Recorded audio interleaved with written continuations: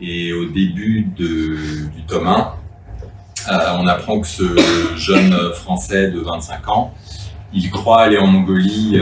pour 15 jours avec son petit sac à dos et avoir le gîte et le couvert en échange de s'occuper de chevaux, de yaks, de rennes chez les Tsatanes. Les Tsatanes, au nord de la Mongolie,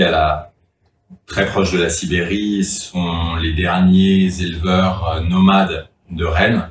Donc très proche de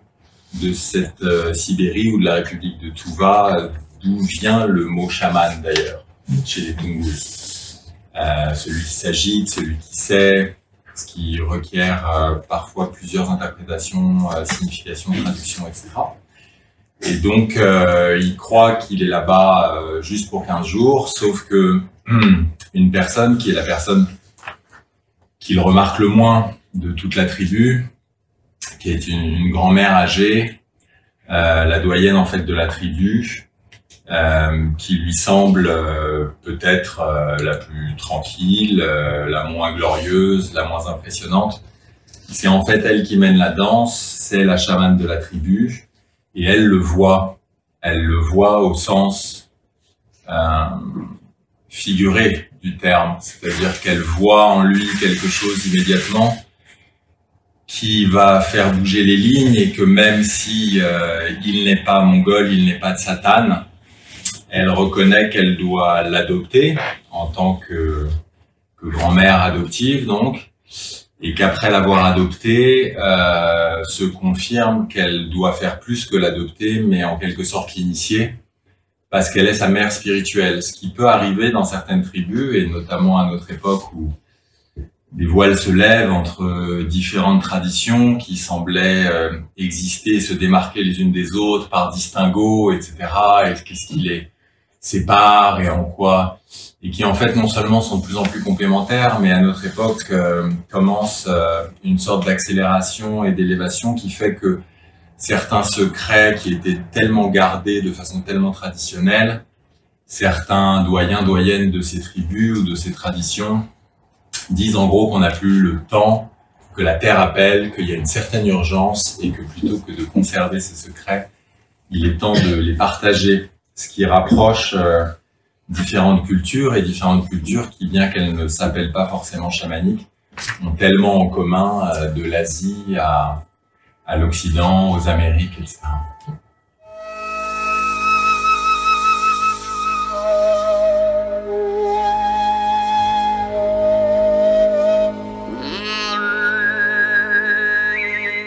Alors Tangri, c'est le narrateur. En fait, c'est un nom qu'il va recevoir à la fin, puisque c'est le nom que va lui donner, qu'il va devoir découvrir lui-même dans une sorte de quête de vision. Et il rencontre ou retrouve une jeune femme qui s'appelle Ilga, qui elle est promise au chef d'un autre clan. Donc c'est une histoire d'amour en théorie impossible par rapport aux traditions, par rapport au fait qu'elle est promise et qu'elle a été promise par son père défunt, et que donc son grand frère, à cette jeune femme, a la charge de faire respecter les dernières volontés du père et la promesse qu'elle épousera Gerdjik, le chef d'un autre clan. Mais parfois, des choses viennent et font bouger les lignes, et même au sein de traditions sur lesquelles on ne déroge pas à la règle dans certains domaines et on ne badine pas avec certaines choses, il y a un respect sacro-saint de certaines volontés, etc. Néanmoins, la chamane, Otarjanat, qui va l'adopter comme grand-mère adoptive, donc, et comme mère spirituelle ensuite, elle sent qu'il y a là quelque chose qui est nécessaire, comme d'amener un sang frais, comme de faire bouger les lignes, et que le chamanisme, source de transformation, doit lui-même se transformer avec l'évolution de notre époque, avec cet occidental qui dérange dans cette tribu, mais qui a peut-être un rôle à jouer pour mener plus loin justement les présupposés d'une tradition, et la raviver à des forces plus importantes que le respect d'une dernière volonté, comme la force de l'amour, tout simplement.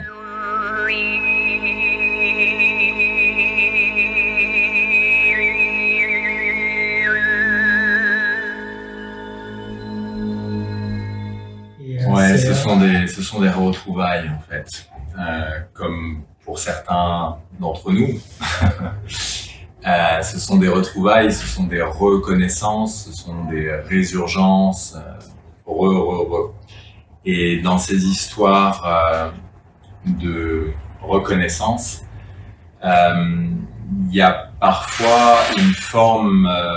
de sagesse ancienne ou de mémoire qui dépasse notre incarnation, qui fait qu'au lieu d'être dans une trame un peu individuelle et d'avoir encore nos craintes, nos jeux de séduction, nos ceci et nos cela,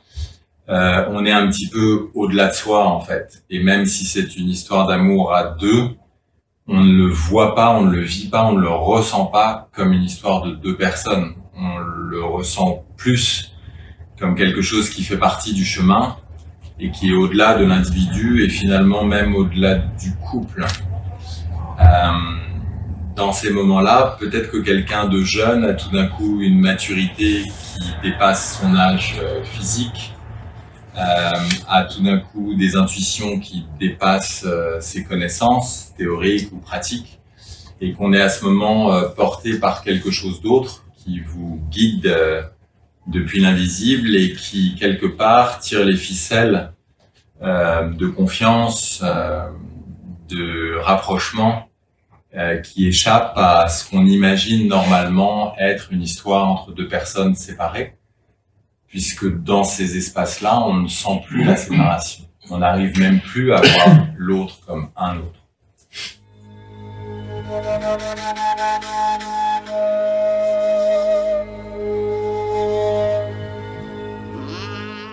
J'ai peut-être juste réussi à comprendre que moins j'interférais et plus j'étais un scribe attentif et moins quelqu'un qui croyait qu'il avait vraiment quelque chose à raconter de lui-même, mieux ça allait se passer, puisque ce qu'on m'a très vite fait comprendre, c'est que des choses que j'ai vécues aussi bien en Indonésie, à Bali, avec des chamans de Sibérie, en Russie, en Afrique de l'Ouest, du Nord, en Amérique, peu importe,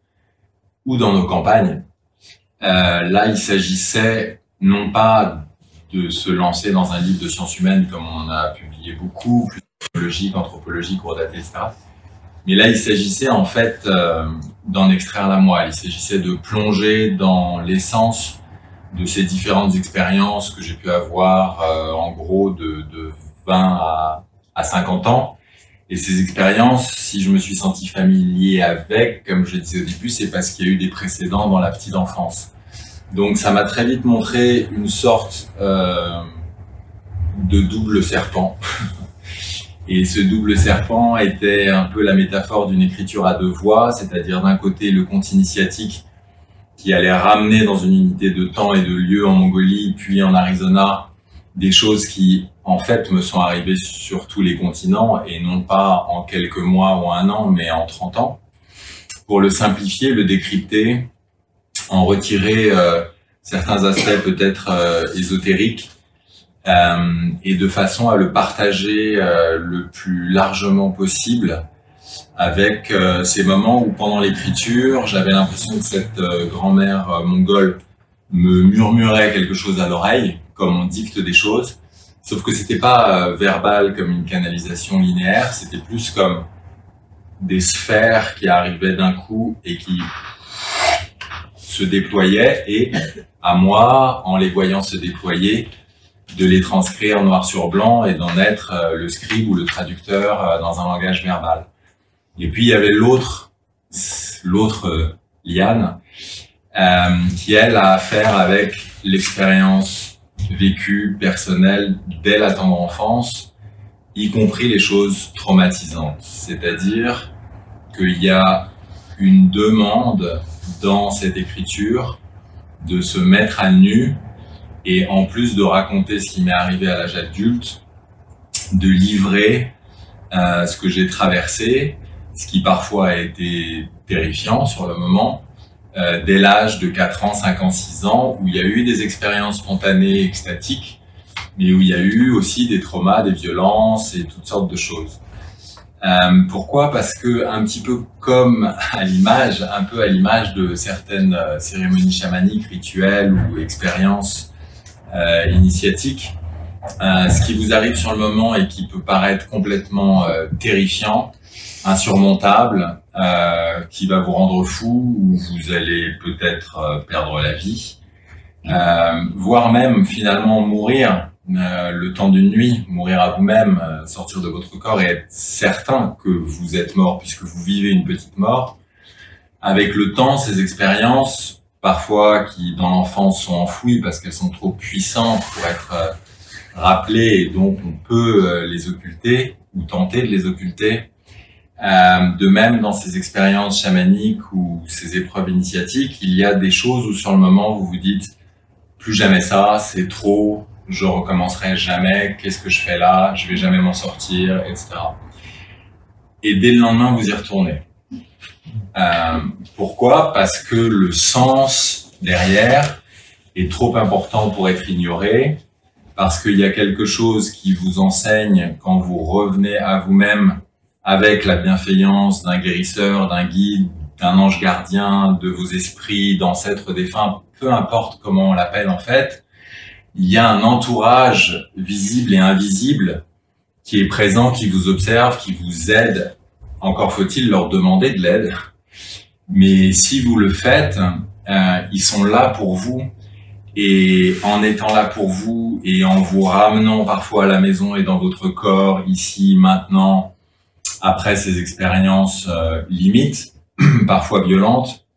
qui peuvent vous projeter dans d'autres mondes, mais cette violence, c'est un petit peu le prix à payer quand on a la tête dure, un petit peu comme quand on prend un casse-noix pour apporter de l'air, des brèches et finalement faire voler en éclats toute une programmation, un conditionnement qui a commencé depuis l'enfance, avec l'école, les parents et toutes sortes de choses. Et finalement, cette transformation-là opère une sorte d'alchimie, puisque ce qui vous paraît le plus négatif sur le moment, et on pourrait croire en mal, on pourrait croire à cette polarité bien-mal, à cette existence négative en soi, avec le temps, vous paraît avoir été le plus grand levier, le plus formidable accélérateur, le tremplin le plus puissant qui ne vous est jamais arrivé. Si vous étiez resté dans votre zone de confort, ça vous aurait peut-être pris 10 ans, 15 ans, 20 ans, ou de thérapie, ou de chemin, ou de ceci, ou de cela. Mais dans la pratique, dans ces moments-là, les chamans, les guérisseurs, etc., eux s'embarquent pas avec vous pour quelque chose qui va devoir être répété des centaines de fois pendant 30 ans. C'est-à-dire qu'il y a une volonté, entre guillemets, de résultat, en tout cas de quelque chose d'assez radical qui ébranle pour faire voler en éclats la force de l'habitude, s'ouvrir à d'autres mondes et s'ouvrir à un autre soi-même.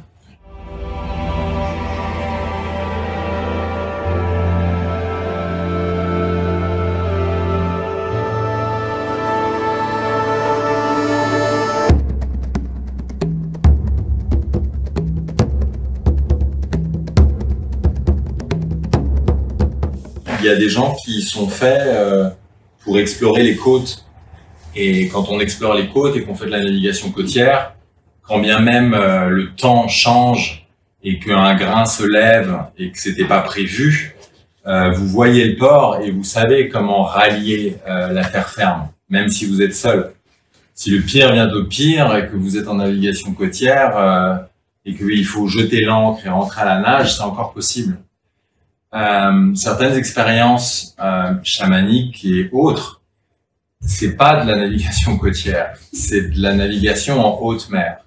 Ça veut dire que comme des marches en haute montagne, si le temps change, que vous êtes seul, que vous n'avez pas de guide, que vous n'avez pas de cordon, de fil d'argent, que vous n'avez pas le moyen de revenir et d'être aidé à revenir, peut-être que vous reviendrez pas. Vous reviendrez sérieusement amoché, et ça vous mettra des années de vraiment réincarner votre corps et de penser les brûlures que vous aurez subies en vous approchant trop près du centre de la foudre, de l'éclair, du tonnerre, etc. Donc, ces quêtes spirituelles, même si elles sont éprouvantes, elles sont là pour qu'on en retire évidemment un bénéfice pour soi, ses proches, sa communauté, sa famille, son corps, son quotidien.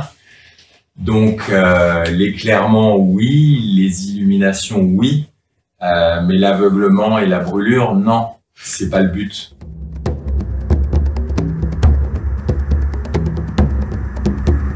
Il faut être bien guidé,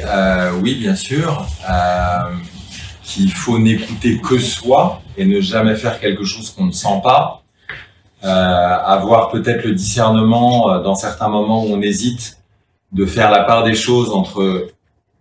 est-ce que mon intuition me dit n'y va pas parce que ma petite voix intérieure me dit que ce n'est pas pour moi ou que cette personne n'est pas fiable ou que cette expérience c'est pas le bon endroit et c'est pas le bon moment, et c'est capital d'être libre et de n'écouter que soi et d'avoir l'indépendance et la liberté de faire marche arrière, de tout arrêter et de partir.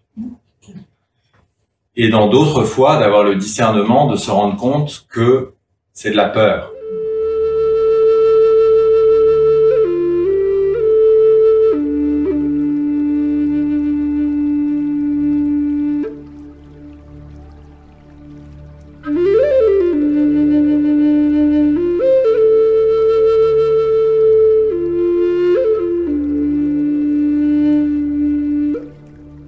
Quand dans des moments d'écriture,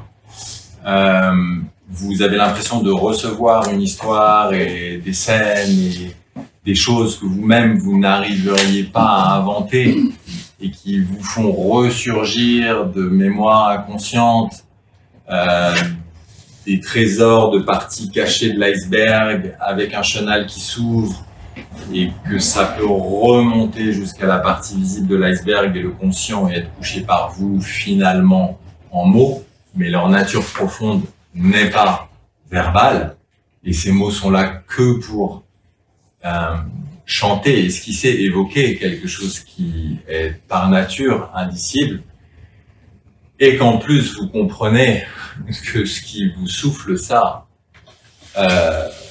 c'est pas un manuscrit tenu par un bibliothécaire dans